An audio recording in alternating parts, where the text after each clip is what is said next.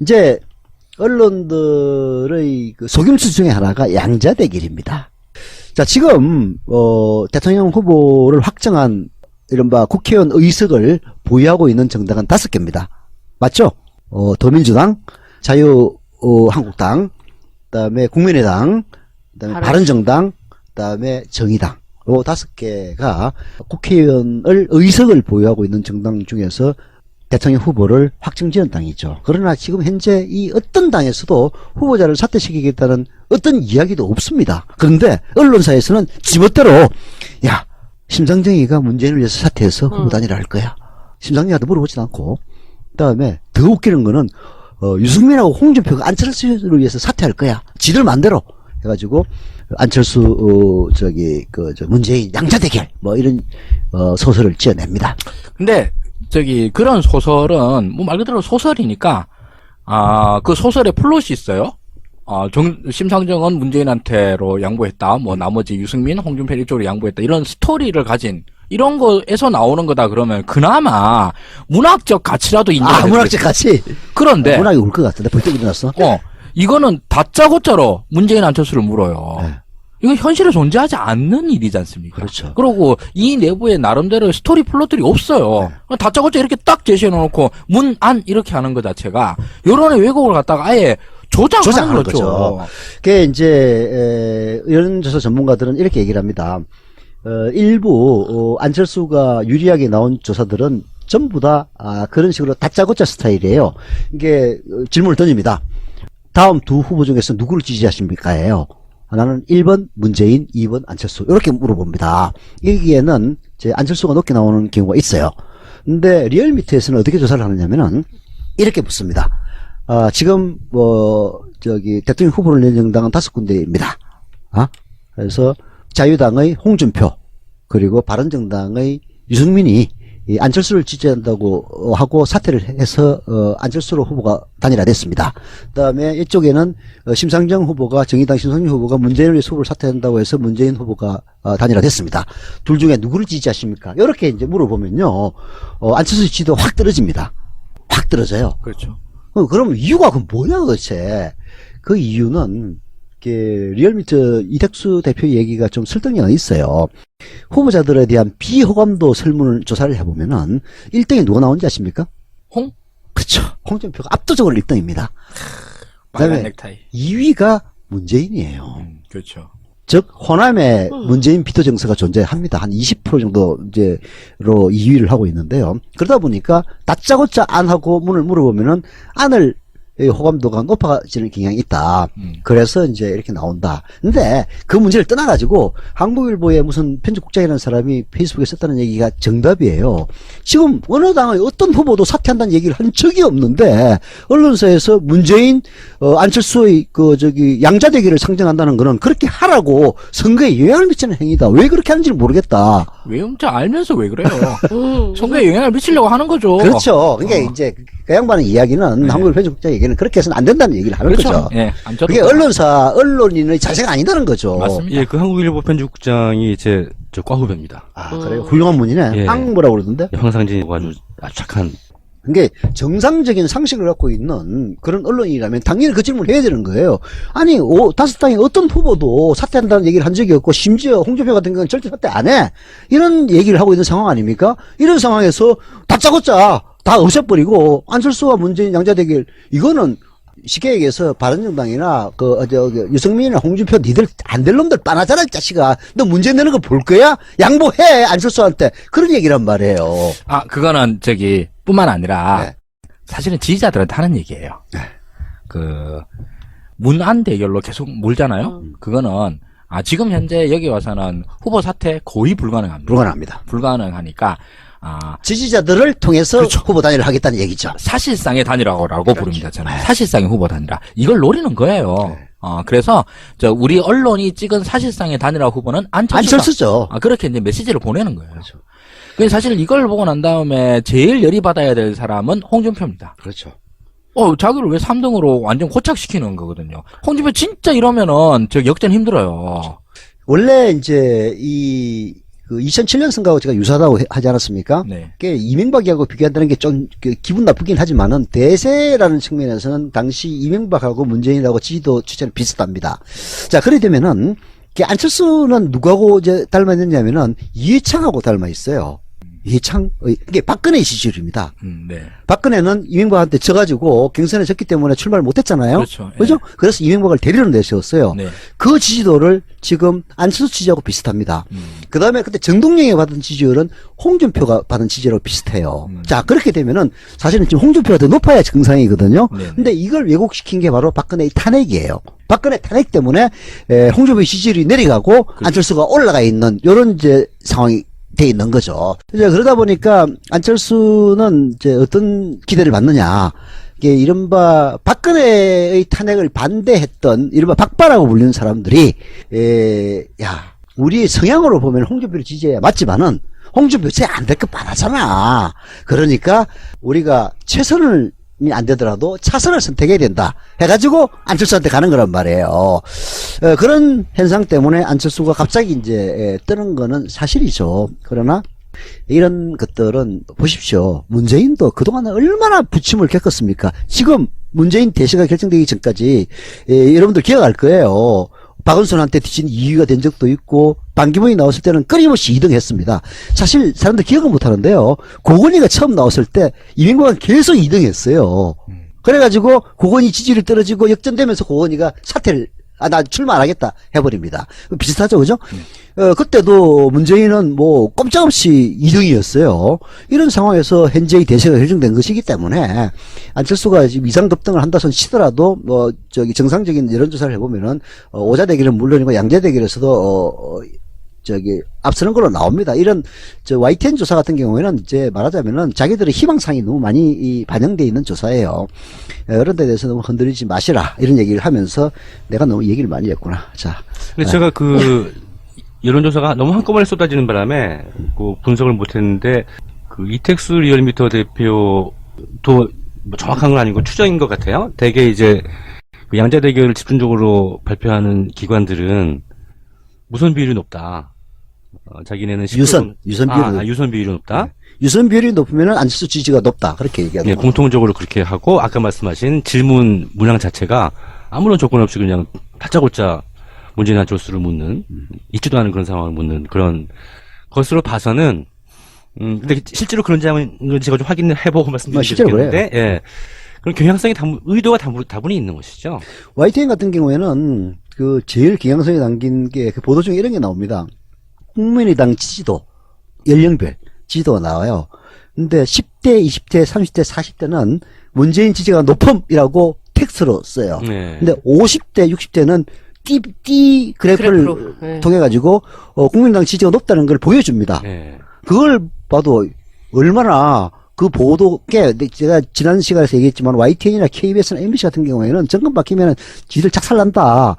이런 것들이 있기 때문에 그러나 또 그 사람들만으로 그 조직이 구성되는 건 아니에요. 그렇죠. 그러니까 노골적으로는 못하는데 가급적이면은 문재인한테는 불리한 그리고 안철수에게 유리한 보도를 하기 위해서 애를 쓰는 흔적이 역력하죠. 그런 점들은 감안을 해야 됩니다. 그들의 희망사항이 여론은 아니거든요. 근데 이제 그러면서 리얼미터라든가 갤럽은 제가 최근에 확인 못했습니다만 RN서치라든가 쭉 해오던 데 있어요. 그러니까 지금 주 양자 대결 언론사에서 세우는 건 정기 조사를 하지 않는 데가 많잖아요. 그리고 그 또 하나 더 기가 막힌 거는 이제 안철수가 제일 높게 나온 것이 제일 처음 나왔던 그 내일신문 조사 있잖아요. 디오피니언. 디오피니언. 그건 인터넷 패널 조사라고 하는 건데 아주 엉터리 기법은 아닙니다. 근데 그 인터넷 패널 조사를 지금까지 그렇게 했다는 거예요. 네. 근데 문제는 뭐냐면 그 유선 데이터를 지금 그전까지 RDD를 했는데 네. 딱 이번 3월부터 2012년 KT 등재 DB를 썼다는 거예요. 2012년 KT 등재 DB는 2012년 이전 정보들이에요. 네. 그게 워낙 보수적으로만 나오기 그렇죠. 때문에 유선전화가 많아요. 그 안 쓰는 DB죠. 거의 퇴출된 DB라는 그렇죠. 거죠. 그걸 전문 일부러 RDD 끄집어낸 것이고, 그 다음에 그 인터넷 조사를 그 부분을 다른 업체에서 조사를 했는데 거기서 말하는 건 자기네들이 넘겨준 데이터에는 문재인이 6%가 높았다는 거예요. 네. 그러면 나머지 40% 유선에서 한 20 몇 프로가 안철수가 높아야지 그건 저 어마어마한 일이구만. 예. 말이 안 되는 거죠. 예. 이게 아주 왜곡도 그 사실이에요. 예, 그러니까 인터넷 패널 조사를 한 때는 문재인이 6%가 높았다. 예. 근데 양자대결에서 그렇다는 얘기 아니에요, 예. 그죠? 근데 실제 결과는 한 10몇 프로가 앞서는 걸로 나왔어요. 그 어마어마하게 앞섰또 그것도. 10몇 프로까지 아니었. 그 정도 될 거야. 그런가? 네, 몇 프로 차이가 그래요. 예. 근데 그게 그렇게 뒤집일 정도라면 유선에서는 최소한 한 20 몇 프로 차이가 났어야. 유선이 또 40%밖에 안 됐잖아요, 예, 비중이. 예. 그럼 20% 이상 그 유선에서 앞서야만이 그런 결과가 나오는 거네. 예, 그 이제 저 윈지 컨설팅의 이시영 부대표가 확인한 건데 그 뒤에 디오피니언하고 내일신문은 확인 안 해주고 있는 거예요. 그 뒤로부터 얘기가 없고. 그러니까 뭐 그게 이제 선관위 조사 의뢰가 들어갔기 때문에 그런 부분 나오면 아마 밝혀질 겁니다. 그리고 이제 그렇고 이제 그런 희한한 조사 외에 쭉 조사를 해오던 그런 조사들에서도 안철수가 올라가는 건 사실이에요. 급등하고 있는 건 사실이에요. 네. 그리고 이제 양자대결 할때도 많이 좁아지고 네. 박빙이 되고 그런데 거기서 할 수 있는 것은 그러니까 이제 안철수가 올라오고 있는 건 사실인데 문재인 지지가 떨어지고 있는 건 아니에요. 문재인 지지는 이제 40% 넘어가지고 똑같아요. 아니 더 올라갑니다. 음. 이제 드디어 이제 40% 박스권이 됐습니다. 그러니까 저 오자대결에서 그전에도 40% 나왔으니까 그 같은 오자대결에서 쭉 봤을 때에서 변하지가 않았어요. 뭐 약간 떨어지고 약간 올라가고 그 정도예요. 오자 대결에서도 40% 들어갔습니다. 예, 그 전에도 40% 들어갔어요. 네. 오자대결에. 그 전하고 똑같다는 것이죠. 그럼 이제 문제는 뭐냐면 우리 쪽 제가 저번 시간에 말씀드렸잖아요. 문재인 대표의 지지율은 언론의 장난에 이제 안 흔들린다는 거예요. 어떤 네거티브를 해도 그전엔 출렁출렁 하고 있었는데 하는 게 있었는데 지금 그것도 없어졌어요. 그러니까 이제 출렁이는 건 안희정이란다. 안철수 표가 출렁입니다. 그렇죠. 그러니까 이제 문재인 대표의 지지율은 견고하다고 보시면 돼요. 안철수 후보의 지지율이 그냥 올라가고 있는 것이죠. 근데 그것은 누가 봐도 정상적이거나 이 추세가 견고하게 갈 것이라고 지금 단정할 수 결코 할 수 없는 그런 현상이기 지금까지 오기 때문에. 위해서 얼마나 많이 출렁거렸습니까? 근데 안철수 지금까지 급등했던 사례를 보세요. 제일 처음에 급등했다가 사라진 게 박원순입니다. 박원순은 한때 문재인을 누르고 메르스 사태 때는 1위를 기록한 적이 있어요. 두 번째는 누굽니까? 이재명 아닙니까? 이재명은 또 따라오지는 못했지만 20%를 뚫을 기세까지 갔다가 실패했죠. 그 다음에 안희정입니다. 이제 그런 과정을 보면은 현재의 그 안철수 지지율에 대해서 1위 1별할 필요는 없고요. 굳이 해석을 한다면은 안희정을 찍었던 표가 그거는 지금 여러 조사를 통해서 나오고 있지 않습니까? 이재명을 찍었던 표는 절반 이상이 문재인으로 갔는데 안희정을 찍었던 표는 절반 이상이 안철수에게로 가고 있습니다. 그게 말하자면은 원래부터 안희정의 지지가 사실은 그렇게 왜곡되어 있었던 지지다라고 볼 수도 있고, 첫 번째는. 두 번째는 지지자들의 그 화학적인 결합이 아직까지 잘 이루어지지 않고 있다. 이런 점들.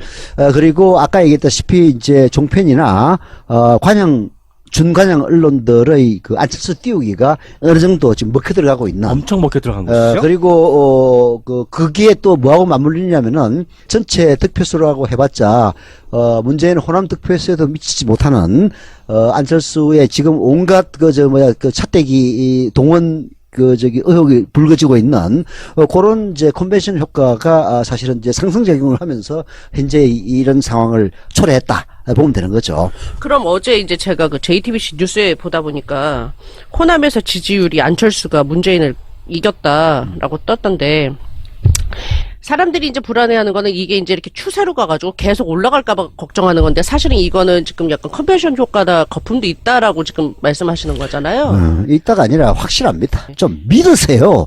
어떻게 그렇게, 문재인이, 내가 그런 사람들이 묻고 싶은 거야. 당신은 그럼 문재인이 지지를 1대1 지지한 거야? 이정이라도 문재인이 얘기하는 그 세상이 올바르고 맞기 때문에 지지한 것 아닙니까? 그러면은, 물론 이제 대통령이 돼야 되는데 혹시 안 될까 봐서 그런다. 얘기하면 할 말은 없는데, 문재인의 지지는, 그 대세는 하루아침에 이루어진 게 아니에요. 하루아침에 이루어지지 않은 것은 하루아침에 무너지지 않습니다. 하루아침에 이루어진 안철수의 지지율이야말로 하루아침에 무너질 가능성이 매우 높은 거지. 지금 걱정을 해야 될 것은 안철수 지지자들이지 문재인 지지자가 아니에요. 근데 지금 거꾸로 되고 있으니까 내가 안타까워서 하는 얘기지. 그러니까 모든 걸 감안하더라도 네. 기존의 우리 표 문재인표만 견고하게 지켜나가도 물론 더 계속 확보해 나가야지 되겠지만 그것만 지켜나가도 절대 변수 이변이 생길 일은 없습니다. 그러고 아까 뭐 이런저런 후보들을 말씀하셨는데 1등한 후보 박원순도 뭐 등등 있었는데 제일 기억해야 될 그 지지표들이 있었던 게가 사실은 반기문이에요. 네. 반기문 표들의 행방들이 있거든요. 반기문도 초창기에는 뭐 20몇 프로? 아니, 옛날에 40%까지 그럼, 그게 네. 문재인을 아주 앞댔어, 초창기에는. 그러니까요. 정작 그 출마 선언 이후로도 꽤 높았었고요. 근데 그게 뭐 척척척척 다 까먹었죠. 그냥 단 며칠 사이에. 그 반기문의 대모험, 반망징창 사태로 인하여. 엉망이 아니고 반망징창. 네, 그럼 진짜 반기문의 대모험 뭐 시리즈였었는데 그게 뭐 단순히 뭐 반기문이 좀 나이가 들어가지고 뭐 어버버 해가지고 그런 것뿐만이 아니라 그게 이제 정치를 대하는 자세거든요, 사실은. 그러니까 굉장히 뭐 하는데 전부 다 어떤 진심이 느껴지기보다는 어떻게든 이벤트 한번 만들어 보려고 하고 뭐 이러는 것들이 이제 실수로 이어지고 그리고 그거는 그 실수는 즉각적으로 지지율에 반영되고 그게 이제 거품이 꺼져나가는 거라고 보통 표현을 합니다, 전문가들은. 네. 근데 지금 뭐 안철수에 대해서도 마찬가지입니다. 안철수가 지금 하고 있는 걸 봤을 때 지난 JTBC 인터뷰 전 정말 악몽이었어요. 아니, 그 동원을 했는데 어떻게 하실 겁니까? 뭐랍니까? 단호히 대처하겠다. 그게 완전히 박근혜 법 아니야. 아니, 해법을 묻는데 단호히 대처하겠대. 아니 단호히 대처를 하려고 그러면 단호히 대처하는 대상이 누구입니까? 바로 자기 자신 아니야. 네가 책임자야 이 양반아. 단호히 자기 자신을 대처해야지. 아니 그럼 뭐 밑에 사람이 나인데 전 잘 몰라요. 이지랄 하려고 그러나 지금 후보가? 그러니까. 그런가 보다. 그 얘기를 한 거예요. 그러니까 하는 얘기인데, 그 전주에서 청년 포럼인가에서 참석한 6명 중에서 4명, 네, 뭐 폭력배들 4명 네. 맞대요. 확인됐어. 경찰에서 네, 수배 물론 이거가 저는 아직은 안 까겠습니다. 근데 그 조폭들이 와가지고 뭐 그냥 병풍만 섰는지 무슨 더한 뭐 어떤 일을 했는지 아직 잘 모르겠으니까. 모르지만은, 예. 여하튼 이제 저도 그 얘기를 안 했던 이유는, 그게 원래 이제 정치인은 여러 명하고 만나기 때문에 뭐 대가리에다가 나 조폭이라고 쓰고 다니진 않잖아요. 네, 네. 그래서 이제 그 피해를 있는 경우도 많이 있습니다. 근데 대통령 후보가 청년들하고 만난다고 언론에 고지까지 한 자리에 6명 중에서 4명이 진짜 경찰의 수배를 받고 있는 폭력배로 확인이 됐다는 거는 좀 놀랄 일이죠. 수배까지 받고 있대요? 그렇대. 경찰 명단이라는데. 뭐 수배 이전에는 네. 모르겠습니다만. 아무튼 뭐 지금 그거는 좀 이따 까겠습니다만 사실이 나온다. 일단 그거가 이렇게 나온 거 요까지는 맞잖아요. 네. 요까지 맞으면 또 안철수는 물어볼게요. 당신 행사에 조폭들이 와서 병풍 쐈다는데 어떻게 생각하십니까? 예, 당에서 위법적인 부분이 있다면 단호하게 대처할 겁니다. 단호히 대처하겠습니다. 단호히 대처를 우리가 당신한테 단호히 대처해야 되는 거예요, 지금. 아니 뭐 무조건 단호히 대처하겠습니다. 네. 아니, 그래서 내가 대통령 되려고 하는 것 아닙니까? 딱 그 표현은 그 자체 아닙니까? 제가 그 정확한 워딩은 제가 안철수 후보한테 말씀을 드릴게요. 네. 단호히 대처 당하겠습니다. 이게 정확한 말입니다. 네. 왜냐하면 당신이 책임자예요. 최종 책임자. 부산에서도 또 돈 주고 동원했다고 지금 나왔더라고. 그러니까요. 그것도 역시 단호히 대처 당해야 되는 겁니다.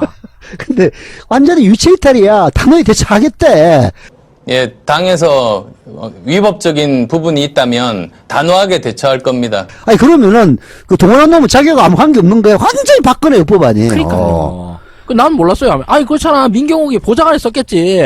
보좌관이 자기 출마 연설문을 뺏겨서 썼겠죠. 근데 문경욱이 신문 인터뷰 나가가지고 잘 모르는데 제 보좌관이 뺏겼나 보네요. 이런 소리를 하면은 민경욱이 무슨 소리를 듣습니까? 보좌관에 썼던 당신이 썼던 그게 무슨 상관이냐고. 마찬가지로 안철수 후보의 행사에 이런저런 동원이나 조폭 같은 게 있었다. 이런 불미스러운 일이 있었다. 그럼 어떻게 해야 되냐 그러면은 당신이 단호히 대처를 당해야죠. 나는 모릅니다. 그러면은 모르는군요. 라고 우리가 이해해줘야 됩니까?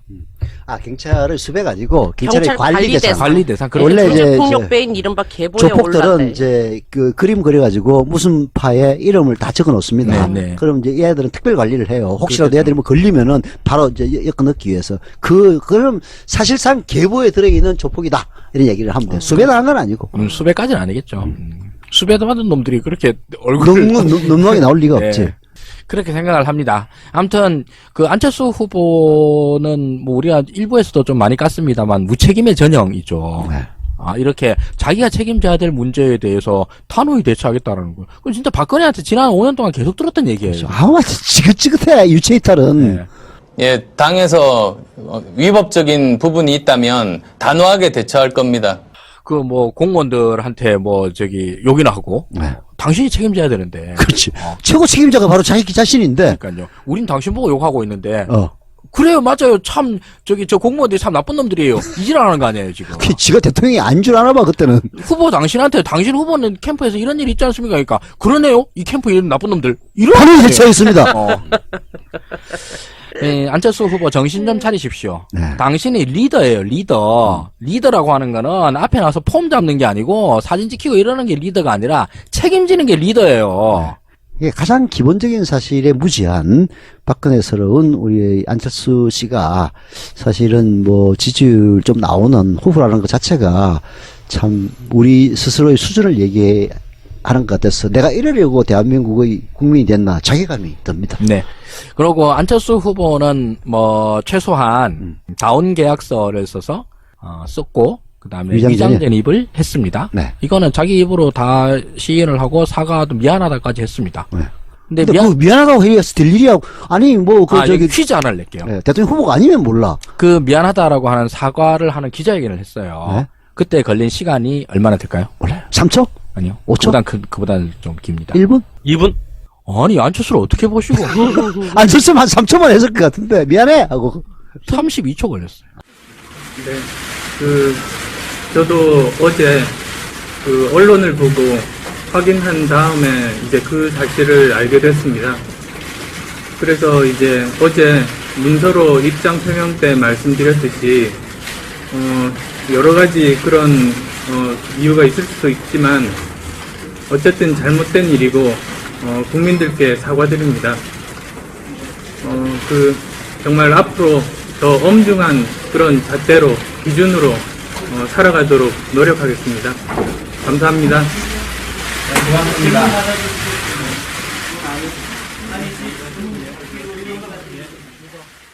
36초입니다. 당연히 기자 질문은 받지 않았습니다. 훌륭하네. 오랫동안 하셨네. 그러니까 32초 기자회견 한 걸로 퉁치고 넘어가려고 그런 거예요, 지금. 네. 최소한. 근데 기자들도 그 얘기도 그냥 32초로 끝나고 그냥 보내줬어? 왜 그리 관대하셔? 하루 이틀 걸린 결국 것도 이제 아니고. 언론 문제로 표적을 좀 돌려야 되지 않을까 싶어요. 지금 아까 일부에서도 말씀드렸지만 저도 한 개인 유권자로서 반성하지만 이렇게 거짓말을 많이 하는데도 그걸 거짓말이라고 전혀 생각 못하고 보고 있었다는 것? 이제 그 부분에 대해서 언론에 대해서 변명을 하나 할 수 있는 부분이 있습니다. 예. 좀 웃기는 변명이긴 한데 실제로 또 맞는 변명일 수도 있어요. 네. 문재인은 대통령이 될 사람이기 때문에 철저하게 검증을 해야 되지만 안철수는 안 들르비니까 대충 넘어간다. 라는 시각에서 보는 사람도 있습니다. 언론인들이 그렇게 말하나요? 언론인들 그렇게 보는 거예요, 실제로. 그럼 정신 나간 언론인 것 같은데? 언론인들 정신 나간 거야. 어제 오늘의 일인가. 그 중에서도. 대한민국 언론. 분위기 띄우느라고 그런다는 것까지는 내가 수긍을 할 수도 있겠는데. 이제 변명은 그렇게 해요. 근데 이제 사실 대한민국 언론인 여러분들도 이제 앞으로는 좀 긴장을 좀 하셔야 될 것 같아요. 여러분들도 여태까지 참 좋은 세월 보내셨는데, 이제 제가 곧 1인 매체로 이제 언론 시장에 뛰어들 거거든요. 1인 매체로? 네. 그럼 여러분들 이제 다 죽었어.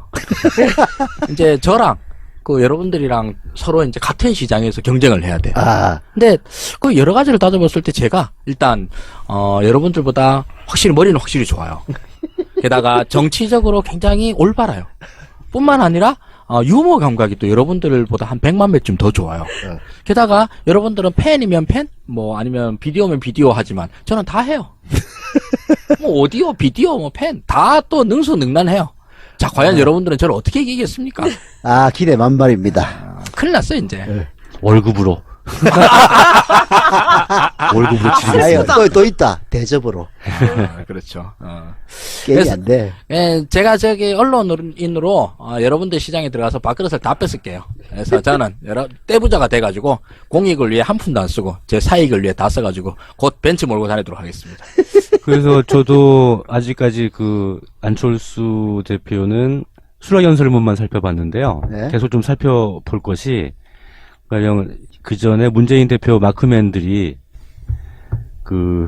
마크맨 저기 꼬맹이 기자들 뭐라 그러나 새끼 기자 그러나 그 말진들이 마크맨이잖아요. 얘들이 아니, 지금 가장 지지율 높은 후보의 마크맨이 말진들이 해요? 아주 몰라서 물어보는 거예요. 그러진 않아. 마크맨들 1, 2, 3진 중에 3진쯤 현장 가는 거 3진 아닌가요?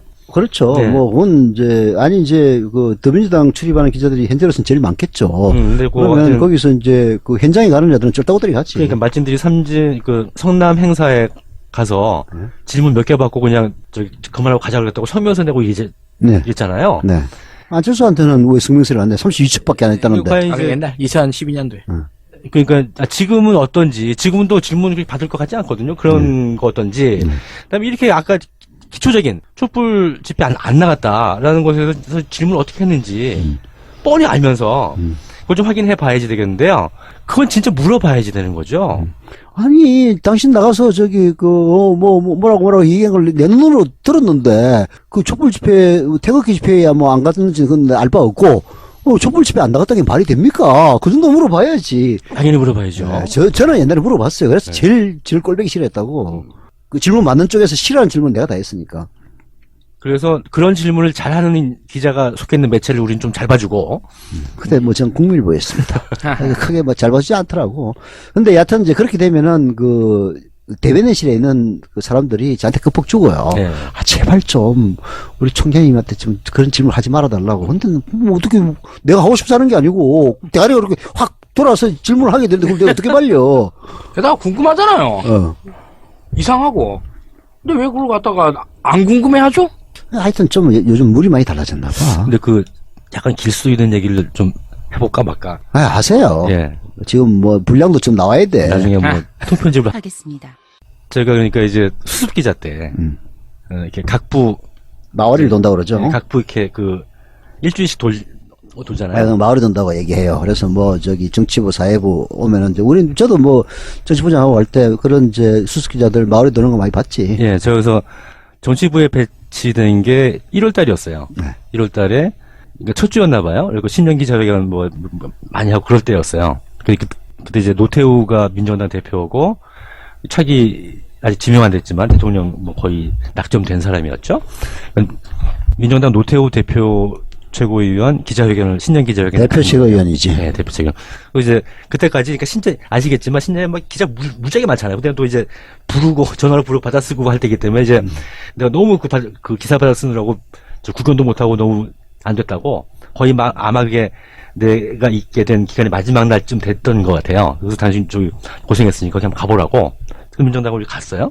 그래가지고 1, 2, 3준 있고 전 3준도 아니고 그냥 견습생 비슷하게 갔는데 기자회견장을 올라가는데 유인물을 나눠주는 거예요. 유인물 나눠주는데 질문 있고 답변이 있고 있어요. 그럼 이렇게 미리 예상 질문도 하고 답변도 미리 준비를 했구나. 그 정도로 생각을 하고 받아서 올라갔는데 난 이제 뒤에 앉아서 이제 구경하려고 했는데 어떻게 하다 보니까 맨 앞에 하게 된 거예요.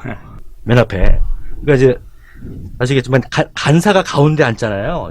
간사 옆자리에 앉게 된 거예요. 노태우 들어올 때 악수도 하고 이렇게 TV에도 나오고 이제 그렇게 했어요. 근데 이제 질문을 하기 시작하는데 그 전에 간사가 이제 KBS 기자였었는데 막 시키더라고 기자들한테 당신 몇 번 할 거야? 좀 해, 1번 해. 또 한 5번 좀 하고, 이렇게 막 시키더라고요. 원래 방송사 기자들이 대부분 간사를 합니다. 왜냐면은, 방송사들이 나이가 많아요. 사실 일반 신문 같으면은, 데스크로 올라가야 될 사람들이 현장에 뛰는 경우가 많아요. 그래서 나이 때문에 간사를 많이 하죠. 또 KBS가 주로 많이 해요. 또 영향력이나 이런 면에서 방송사 중에 KBS가 제일 나으니까. 네. 그래가지고, 나는 그런 거 몰랐거든. 막 이런 중요한 기자회견 하는데, 막 시키는 게, 그때 졸업도 하기 전이었으니까. 얼마나 이상했겠어요. 그래서 이상하다 그러고 있는데, 기자회견을 시작하는데, 딱 내가 받았던 유인물에 있는 질문을 하고, 노태우는 거의 준비된 답변에 토시 하나 안 틀리고 그걸 외워서 하더라고요. 노태우가 그렇게 유명합니다. 네. 얘기했잖아, 내가. 가로 열고 가로 닫고까지. 연설문에는 가로 열고 가로 닫고 가잖아. 와, 그래갖고 이제, 그러니까 미리미리 시켜준 대로 다 질문은 약간 베리에이션을 주더라도 답변을 그대로 하는 거예요. 근데 그때의 가장 중요한 이슈가 박종철 군 사건이었잖아요. 그래서 그 관련 질문을 이제 누가 한 거야. 누군지 기억 안 나지. 이런 사건에서 어떻게 하거나 그랬더니, 그래서 노태우 답변이, 나도 대학생 자녀를 둔 자녀로서, 대학생 자녀를 둔 부모로서 가슴이 아프다. 당내에 인권위원회를 설치해서 어쩌고저쩌고 할 거다. 그런 얘기를 이제, 답변을 하더라고요. 근데 그게 답이 아니거든.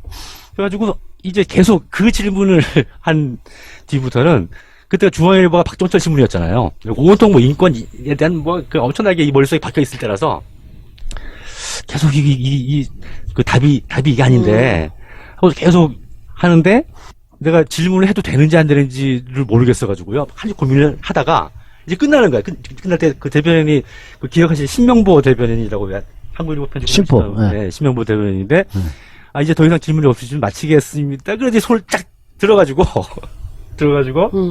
KBS 가서 그때에서 당신도 어디야? 라고 물어보는 거예요. 그래서 중앙을 나하고 얘기를 하고 인권위원회를 설치해서 이렇게 한다고 말씀하셨는데 당내 인권위원회가 없어서 그런 일이 벌어진 게 아니지 않느냐. 그래갖고 지금 그것이 그럼 일상적으로 벌어지는 영장 없는 구금이라든가 임의동행이라든가 조사기관의 인권주의 이전 이런 일상적인 인권주의 사태들이 쌓이고 대통령을 비롯해서 집권층의 인권의식 부족해서 이런 일이 생긴 거 아니냐라는 의견인데 어떻게 생각하시냐? 라고 지금 생각하면 모골이 소멸한 질문을 한 거죠. 50 말기에. 질문하는데 막 술렁거리고 난리를 저 새끼 누구야? 이제 그런 거예요. 그래가지고 그 질문을 했는데 질문 좀 쌈박한 질문을 한 거죠. 근데 그 답변을 또 똑같이 아까 했던 답변 그대로 대학생 자녀를 둔 부모로서 고등학교 생하고 당내 인권위를 설치하고 이렇게 또 토시 하나도 안 틀리고 하더라고요. 그래서 거의 잘릴 뻔했다는 거 아닙니까? 대단하다 진짜. 그리고 이제 회사 와가지고 근데 엄청나게 그 뒤에 시달렸다고 해요. 정치부장부터. 근데 이제 회사 입장에서는 똘똘하잖아요. 이러면 어떻게 할 수는 없고 그걸 다 막아줬죠. 근데 압력을 엄청나게. 근데 사무총장이 이춘구였는데 왜 중앙에서 그때 운동권 새끼 뽑았냐고. 그러던 적이 그때는 그랬죠. 있었습니다. 이게 지금과 비교하면 상전백해죠. 네. 특히 이제 5억 말기에 민정당 같은 경우는 전두환이 총칼로 광주 민주운동을 짓밟고 접근한 지 불과 7년 전의 일이었던 상황 아니에요. 그렇죠. 예. 그러니까 참 아주 스슬프를 때인데 뭘 몰라서 그런 거야. 알았으면 안 그랬지. 무식이 용감이라고. 제가 들은 평이 그거였습니다. 무식이 용감이라고. 그러니까 지금 언론 여러분들 서슬퍼라도 50 때도 그런 질문할 기자가 있었으니까. 지금 세월 죽을 때 최소한 안철수가 맨날 촛불 집회 나갔으면서 안 나갔다는 그런 거짓말 할 때는 왜 그런 거짓말 하냐고 좀 그런 거나 좀 물어보세요. 그러니까 이제 잣대를 똑같이 드려야 되는데 이게 좀 뭐라고 그럴까, 박근혜나 안철수스러운 인물에 대해서는 무서워하고 문재인스러운 인물에 대해서는 우습게 보는, 이게 잘못된 거거든요. 오히려 문재인처럼 솔직하게 얘기하는 사람들에게 더 공손하고 더 예의를 다해야 이게 원칙인데, 그렇게 말 잘해주는 사람은 무시해요. 그래서 집 앞대로 해. 답 안 하면은 성명서를 내고 이 지랄이야. 네. 근데 박근혜나 안철수처럼 완전 개무시하면은 함부로 또 못해요. 이런 문제가 존재를 하죠. 참 아이러니한 일입니다. 그래서 나쁜 놈한테 더 잘해주잖아요. 우는 아이한테 떡 하나 더 준다는 얘기가 결국 이런 원리를 얘기하는 건데, 그렇다고 합리화 되는 건 아니죠. 합리화되는 건 전혀 아니죠. 최소한 언론인으로서의 역할에 대한 자기 질문을 하는 사람이라면은 그래서는 안 되죠. 뭘로 변명할지 모르겠어요. 그런 것들을, 그런 현상들을.